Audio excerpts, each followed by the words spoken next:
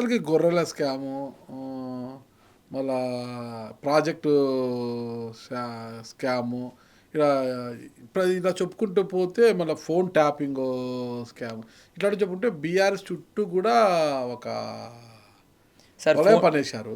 మరి అలాంటి పార్టీలపై మీరు సార్ ఫోన్ ట్యాపింగ్ ఆరోపణ ఫస్ట్ చేసినారు. ఈ రేస్ అని చెప్పి ఇంకో ఆరోపణ అవును ఈ చేసినారు. రేసింగ్ ఈ కాళేశ్వరం ప్రాజెక్టు, కాళేశ్వరం ప్రాజెక్ట్ అని ఇంకోటి చేసినారు. ఇంకేదో సమ్ పర్సనల్ అటాక్ కూడా ఫోన్ చేసినారు సార్. ట్యాపింగ్. ఫోన్ ట్యాపింగ్ అని. ఇవన్నీ కూడా ఆరోపణలే తప్ప ఆధారాలతో కూడిన నిజాలు ఏమైనా ఉన్నాయా సార్ ఇందులో? నేను చెప్పినా కదా సార్, బురద జల్లడానికి ఎంతైనా ముందు ఉంటారు సార్. ఇప్పుడు నేను కూడా చల్లుతా సార్. రేవంత్ రెడ్డి నా దగ్గర ₹1,00,00,000 తీసుకుని చెప్తాను నేను. మీరు అది ఆరోపణ, నేను చేయాలనుకుంటే ఎన్నైనా చేయొచ్చు అట్లాంటివి. అట్లాంటి నేను నిరూపించుకో, నువ్వు నా దగ్గర ₹1,00,00,000 బాకీ లేవు, నువ్వు నాకు అన్యాయం చేసినావు అని చెప్పి నేను బయటకు వచ్చి ప్రెస్ మీట్ పెడతా.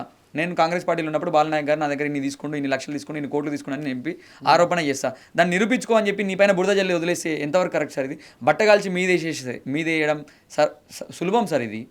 కాబట్టి ఇప్పుడు నేను అట్లా చెప్పాలనుకుంటే, వచ్చిన కాడ నుంచి ఇప్పటి వరకు 2 సంవత్సరాలు అవుతుంది సార్ కాంగ్రెస్ గవర్నమెంట్ ఫామ్ అయిపోయి. ఇప్పటి వరకు గ్రామ పంచాయతీ ఎలక్షన్స్ లేవు. ఇప్పటి వరకు మన మండల స్థాయి ఎలక్షన్స్ లేవు. గ్రామాలన్నీ అయోధ్య లేని రాముడిలాగా అయిపోయినాయి. అయోధ్య లేని రాముడిలాగా గ్రామాలన్నీ అట్లా బిక్కుమంటున్నాయి. ఒక డెవలప్మెంట్ లేదు. ఒక ఒక గ్రామ పంచాయతీ ట్రాక్టర్ పోయి గ్రామ పంచాయతీ వర్కర్లకు డబ్బులు రావట్లేదు. గ్రామ పంచాయతీ ట్రాక్టర్లు పోయి చెత్త ఎత్తే పరిస్థితి లేదు. కానీ గ్రామ పంచాయతీలలో సర్పంచ్ లేడు కాబట్టి ఇవన్నీ ఆగిపోయినాయి. కానీ ఆ ఊర్లో ఉన్న గ్రామశాఖ అధ్యక్షులు ఎవరైతే కాంగ్రెస్ వాళ్ళు ఉన్నారో వాళ్ళే సర్పంచ్ లాగా బిహేవ్ చేస్తారు. ఎవరైతే మండల స్థాయి లీడర్లు ఉన్నారో వాళ్ళే ఎంపీటీసీలు జెడ్పీటీసీలుగా బిహేవ్ చేస్తున్నారు. సరే ఇట్లనే రాజకీయం, ఇట్లనే రాజ్యం నడుపుతామంటే రాజ్యం నడుపుకోండి సార్. వాళ్ళ కార్యకర్తలని, వాళ్ళ గ్రామశాఖ అధ్యక్షులని, వాళ్ళ మండల అధ్యక్షులను పెట్టుకొని ఎంపీటీసీలుగా సర్పంచులుగా వ్యవహరిస్తామంటే వ్యవహరించండి. మరి అట్లనే చేయండి సార్. 2 సంవత్సరాల నుంచి ఎలక్షన్స్ పెడతలేడంటే దీని రీజన్ ఏంటంటే సార్, ఫస్ట్ పెట్టాలనుకునేటప్పుడు హైడ్రాని తీసుకొచ్చిండు. దానివల్ల పబ్లిక్లో చాలా వ్యతిరేకత వచ్చింది. ఆ తర్వాత యూరియా కష్టాలతో ఇప్పుడు ఎంతమంది రైతులు బాధపడుతున్నారనేది మీకు తెలుసు. కళ్ళకు గట్టినట్టు కనిపిస్తున్నాయి. ఆ మధ్యలో యూరియా కష్టాలు వచ్చిన తర్వాత ఆ మధ్యలో మళ్ళీ జనాల దగ్గర నుంచి, ప్రతి ఒక్కరి దగ్గర నుంచి కూడా రైతు భరోసా అనేది, రైతు బీమా అనేది, మేము ఇచ్చినప్పుడు రైతు బంధు ఎంత పర్ఫెక్ట్ టైమింగ్లు ఇచ్చినాం సార్. అవన్నీ ఏవి కూడా ఇవ్వకుండా పబ్లిక్ని మభ్యపెట్టి ఈరోజు ఏదో కాలం ముందరికి గడిపేస్తూ రోజులు నడిపేద్దాం అనుకుంటే జనాలంతా పిచ్చోలేం కాదు సార్. వచ్చే 3 సంవత్సరాలలో మళ్ళీ మీకు బుద్ధి చెప్పడానికి రెడీగా ఉన్నారు. రేపు జూబ్లీ హిల్స్ ఎలక్షన్స్లో గెలవబోయేది బీఆర్ఎస్ పార్టీ. అది గెలిస్తే సీఎంకి మొదటికే మోసం వస్తుందని చెప్పేసి గ్రామ పంచాయతీ ఎలక్షన్స్లో ముందు పెట్టేస్తున్నాడు. గ్రామ పంచాయతీ ఎలక్షన్స్లలో వాళ్ళు ఎవరు కూడా ఎక్కడ కూడా గెలవలేరు సార్. మ్యాక్సిమం మెజారిటీ సీట్స్ అన్నీ కూడా బీఆర్ఎస్ పార్టీయే గెలుస్తుంది. మీరు అన్నట్టు అధికార పార్టీ వైపు జనాలు ఎక్కువ మంది చూస్తారు, కరెక్ట్, నేను కాదని అనట్లేదు. కానీ ఇప్పుడున్న పరిణామాలను చూస్తే, ఇప్పుడున్న పరిస్థితులను చూస్తే ప్రతి ఒక్క జనాలు, సాధారణ జనాలు కూడా ప్రతి ఒక్కరు బీఆర్ఎస్నే కోరుకుంటున్నారు. కాబట్టి బీఆర్ఎస్ ఖచ్చితంగా గెలుస్తుంది సార్. ప్రతి దగ్గర కూడా జూబ్లీ హిల్స్ ఎలక్షన్స్ మేమే గెలుస్తాం. కాబోయే greater Hyderabad municipal corporation elections కూడా మేమే గెలుస్తాం. మెజారిటీ ఆఫ్ ద సీట్స్ మేమే గెలుస్తాం సార్. జెడ్పీటీసీ టికెట్ మీకు వచ్చేసింది లేండి? లేదు సార్, అట్లేం లేదు. వచ్చేసినట్టు ఇంకా లేదు సార్, నేను ఉన్న ఫ్యాక్ట్స్ చెప్తున్నా. I'm only splitting facts on the facts. నేను ఏదైతే చెప్తున్నానో సార్ అవన్నీ ఫ్యాక్ట్స్ అంతే. నేనేదో ఇవన్నీ మాట్లాడితేనే నాకు గౌరవం దక్కుతుంది, నాకు అట్లా లేదు సార్. పబ్లిక్లో పనిచేయాలి సార్. మనం పబ్లిక్లో పనిచేసి పబ్లిక్ ఆదరణ పొందితే మనం గెలుస్తాం అంతే. టికెట్లు వస్తాయని నేనేదో ఎవరినో జోక్తే, ఎవరి గురించి మాట్లాడితే టికెట్ వచ్చేస్తుంది అంటే, నాకంటే మాట్లాడేటోళ్ళు, నాకంటే జోకేటోళ్ళు చాలామంది ఉన్నారు సార్. అట్లాంటి వాళ్ళకి ఫస్ట్ వస్తుంది. ప్రస్తుతం మల్లేపల్లి మండల పరిస్థితి ఏంటి, ఎలా ఉంది సార్? మల్లేపల్లి మండలం కానీ దేవరకొండ నియోజకవర్గం పరిస్థితులు కూడా మీరు అనుకుంటే చాలా బాధాకరమైన విషయాలు సార్. ఏంటంటే మాది పేరుకే రిజర్వ్డ్ కాన్స్టిట్యున్సీ. రేపు పొద్దున నాకు ఇప్పటికి కూడా ఏమని బాధ అనిపిస్తుంది సార్, వచ్చిన 4 రిజర్వేషన్ సీట్లు కూడా ఎస్టీకి వచ్చినాయి జెడ్పీటీసీవి. ప్రతి దగ్గర కూడా అగ్రకులాల ఆధిపత్యమే ఉంటుంది. వాళ్ళు చెప్పినట్టే వినాలి. రేపు పొద్దున 8 జెడ్పీటీసీ టికెట్లు, 8 జెడ్పీటీసీ టికెట్లు ఉన్నాయి సార్ మావి. 8 జెడ్పీటీసీ టికెట్లు కూడా బీఆర్ఎస్ పార్టీ నుంచి రవీందర్ కుమార్ గారు డిసైడ్ చేసినట్టు కాంగ్రెస్ పార్టీ నుంచి వాళ్ళు డిసైడ్ చేయలేరు సార్. పై నుంచి లిస్ట్ రావాలి, ఎవరికి ఇవ్వాలనేది అది చాలా అన్యాయం అయిన పరిస్థితి అది. కాకపోతే మేమిప్పుడు మాకు రవీందర్ కుమార్ గారు హోల్ అండ్ సోల్ అథారిటీ కాబట్టి ఆయన చేతిలో మేము ఉన్నాం కాబట్టి మాకు న్యాయం జరుగుతుంది అనేది మాకు తెలుసు. మల్లేపల్లి రాజకీయ పరిస్థితులకు వస్తే సార్, మల్లేపల్లిలో అగ్రకులాల డామినేషన్ చాలా ఎక్కువ ఉంటుంది. వాళ్ళని కొనాలంటే నాలాంటి యువకులే రావాలి ముందరికి అని మేము అనుకున్నాం, వచ్చినాం, దాని తగ్గట్టు వర్క్ చేసినాం, దాని తగ్గట్టు ఇప్పుడు సమాధానం కూడా చెప్తున్నాం ప్రతి ఒక్కరికి. అక్కడ మేమున్న రాజకీయ పెద్ద పెద్ద అనుభవం ఉన్న వాళ్ళు కూడా, అంటే మా బీఆర్ఎస్ పార్టీలో పెద్ద అనుభవం ఉన్న వ్యక్తులు కూడా, టాల్ లీడర్స్ కూడా, నిజమైన బీఆర్ఎస్ పార్టీ లీడర్లు కూడా వాళ్ళకి సరెండర్ అయిపోయినారు, కాంగ్రెస్ పార్టీలో సరెండర్ అయిపోయినారు. బట్ 24 సంవత్సరాల కుర్రోడు, 24 సంవత్సరాల పిల్లోడు ఎవరికి కూడా సరెండర్ అవ్వలేదు సార్. ఈవెన్ బాలునాయక్ కాలేదు, ఈవెన్ లోకల్ మండలంలో ఉన్న లీడర్లకు కూడా ఎవరికి కూడా సరెండర్ అవ్వలేదు. మీరు ఒకటి చేసి నేను 100 చేస్తా అని ముందరికి వచ్చిన తప్ప నేను ఎప్పుడు కూడా ఎవరికి సరెండర్ కాలేదు సార్. తట్టుకోవడం అని అంటే ఇంకా కొట్టి చంపేసి నేను ఏం చేయలేను సార్. కొట్లాటల్లో అంటే నేనేం చేయలేను, బలహీనుడిని కాబట్టి. కానీ ప్రొఫెషనల్ రాజకీయం చేద్దామంటే మీరు నాకు ఆయనకి ఇద్దరికి చేరేసి కూర్చోబెట్టండి, ఎంత దూరమైనా మాట్లాడగలుగుతాను నేను. అవునా? ఇద్దరికి చేరేసి కూర్చోబెట్టండి, ఎవరికైనా చేయండి సార్ మీరు.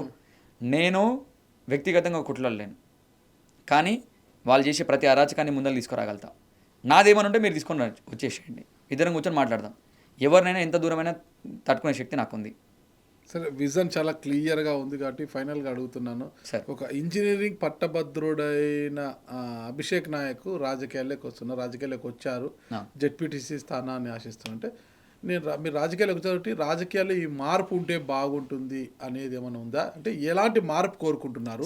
ఆ మార్పుకి ఒక నిర్దిష్టమైన గడువు పెట్టుకున్నారు ఏమన్నా? సార్ మీరు అన్నట్టు నేను రాజకీయాలలో అంటే ప్రతి ఒక్కరు గమనించాల్సిన విషయం ఏంటంటే సార్, రాజకీయాలలో ఉండాల్సింది ఏంటంటే యువకులకు ప్రాధాన్యత ఇవ్వాలి సార్.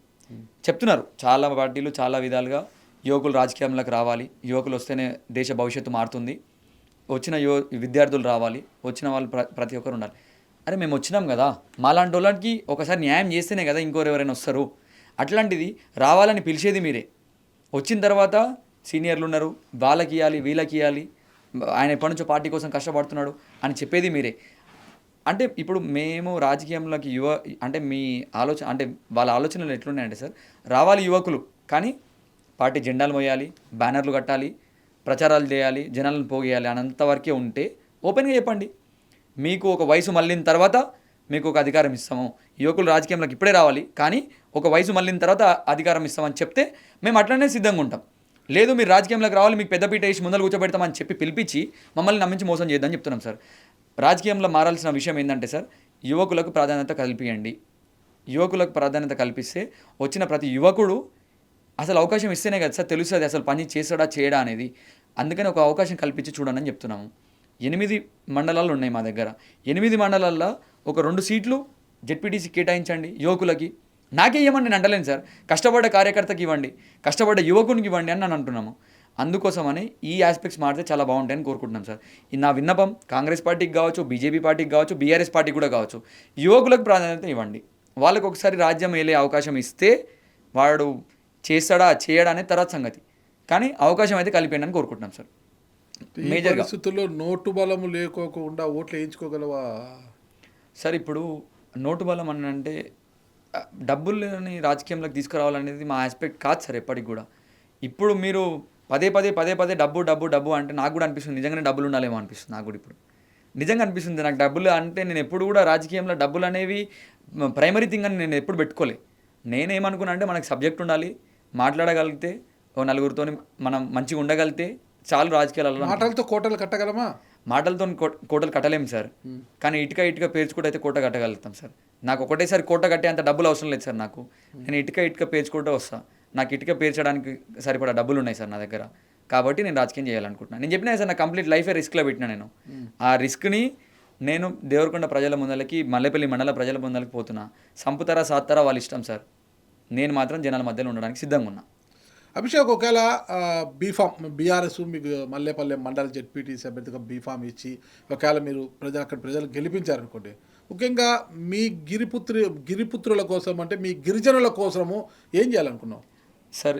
యాక్చువల్గా మీరు అడిగిన పాయింట్ కొంచెం ఏంటంటే సార్, నేను ఒక్క గిరిజనులు ఓట్లేసి మాత్రమే గెలవను. అన్ని సామాజిక వర్గాలు నాకు సహకరిస్తేనే నేను జెడ్పీటీసీ కాగలుగుతా. అట్లా అని చెప్పేసి సరే మీరు పదే అడుగుతున్నారు కాబట్టి, గిరిజనులకు మాత్రం మీరు ఏం చేయగలుగుతారని అడుగుతున్నారు కాబట్టి, నేనైతే అల్లూరి సీతారామరాజు అంత పెద్ద పర్సనాలిటీ అయితే కాదు నాది. కాకపోతే నేను నా సహాయశక్తుల నేను ఎంతవరకైతే కృషి చేయగలుగుతానో, ఎంతవరకైతే ఆత్మవిశ్వాసంతో నేను ముందరికి వస్తున్నానో, నేను చేయాల్సిన దానికంటే కూడా ఎక్కువ చేసి చూపించి మా గిరిపుత్రులకు మేము కాపాడే ప్రయత్నం చేస్తాం సార్. 100% వాళ్ళకి న్యాయం చేసే స్థితిలోనే ఉంటాం సార్ మేము. ఇక చూద్దాం మరి తెగించి రాజకీయాల్లోకి వచ్చిన అభిషేక్ నాయక్ ఒక జీవితం నెక్స్ట్ ఎలాంటి మలుపు తీసుకుంటుంది, ఎక్కడ వరకు వెళ్ళి ఆగిపోతుంది అని, లేదా సక్సెస్ సాధిస్తాడా లేదా మధ్యలోనే ఫెయిల్యూర్ని చవి చూస్తాడా అని తెలుసుకోవాలంటే కొంతకాలం ఆగక తప్పదు అభిషేక్. సార్ అంతవరకు మీకు గుడ్ లక్ చెప్తున్నా నేను. Thank you. బీఆర్ఎస్ పార్టీ నుంచి మల్లేపల్లి మండల జెడ్పీటీసీ బీఫామ్ తీసుకొని మీరు విజయం సాధించాలి. మీ వాయిస్ అనేది జిల్లా పరిషత్లో ఖచ్చితంగా వినిపించాలి.